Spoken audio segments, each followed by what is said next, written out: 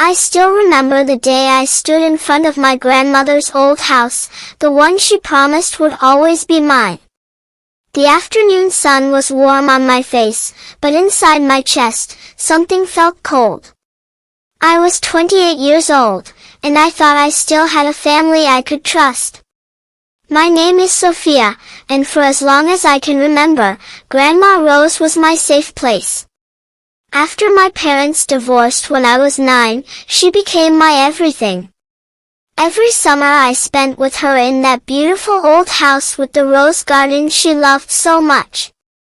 On her last birthday, she held my hand and said, "This house, the land, everything I have, it's yours, my darling. Not because I don't love your parents, but because I know your heart." She made sure everything was written properly. There was a special will, a transfer document that named me as the direct beneficiary. She even gave me a copy of the most important paper, the one that proved the house was meant for me the moment she passed. Then she left us. I was heartbroken, but I believed my parents would honor her wishes. After all, they were her children. I trusted them. But what I didn't know was that while I was still wearing black at her funeral, they had already started planning behind my back. Months passed. I kept asking about the house. My mother would smile softly and say, "We're handling it, sweetheart. Don't worry." My father would pat my shoulder and change the subject.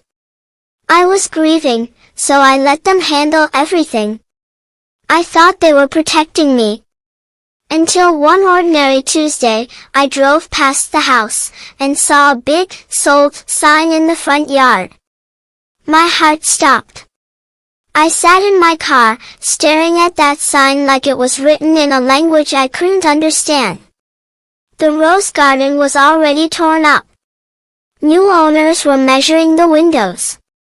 Everything Grandma loved, gone. I called my mother immediately, voice shaking. "Mom, what happened to Grandma's house?" There was a short silence. Then she spoke with the calmest voice I had ever heard. "We sold it, Sophia. It was for the best. Word count so far, 460. Conflict and betrayal." That phone call shattered my entire world. They didn't just sell the house. They sold the land, the memories, the future she had carefully built for me. And they did it without telling me. Without even giving me a chance to fight for it. I drove straight to their house, tears streaming down my face. When I confronted them, the truth came out piece by piece, each one cutting deeper than the last. My father sighed and said, "Your grandmother was old. She didn't understand money. We needed it. We have debts. We have our own lives to live." My mother added, "You're young, Sophia. You'll make your own money. We're your parents. We know what's best for the family." Best for the family? They had pocketed nearly $400,000 from something that was never theirs to sell. I felt sick. The people who were supposed to love me the most had betrayed me in the coldest way possible.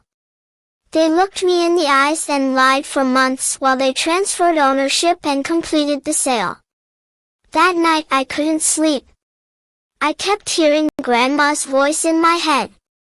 I cried until my eyes were swollen. I felt so small, so stupid for trusting them. The pain was unbearable, like someone had reached inside my chest and ripped out the last piece of security I had left. For weeks I was broken. I barely ate. I avoided everyone. Every time I closed my eyes I saw that "sold" sign. I questioned everything, my worth, my judgment, even whether my grandmother's love had been real. But in the middle of that darkness, I remembered something. The paper. The final transfer document Grandma had given me years ago, the one she made me keep separately, just in case. It clearly yes. The house was returned to me. My parents had to return every cent they received from the illegal sale, plus penalties. The family that once felt like home now looked at me with resentment and shock. I didn't take pleasure in their pain. But I also didn't feel guilty for taking back what was mine. Today I sit in Grandma's house again. The rose garden is slowly coming back to life. I walk through the rooms and feel her presence, peaceful at last. I kept my promise to her. If there's one thing I've learned from this, it's this. Family is not just blood. Family is loyalty.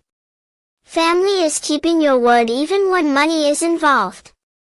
Never let anyone, not even your own parents, convince you that your worth is less than what was promised to you.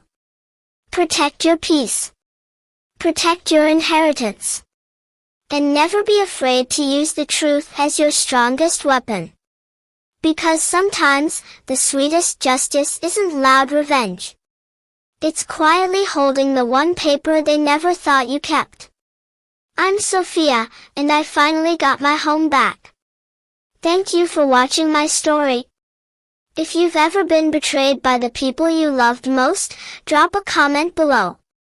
You're not alone. See you in the next one. Total word count, 1,480, perfect for 7 to 8 minutes when narrated emotionally with pauses. Would you like me to make any section longer or shorter? Adjust the emotional tone? Add more dialogue? Change the ending to be softer or stronger? Just tell me how you want to refine it.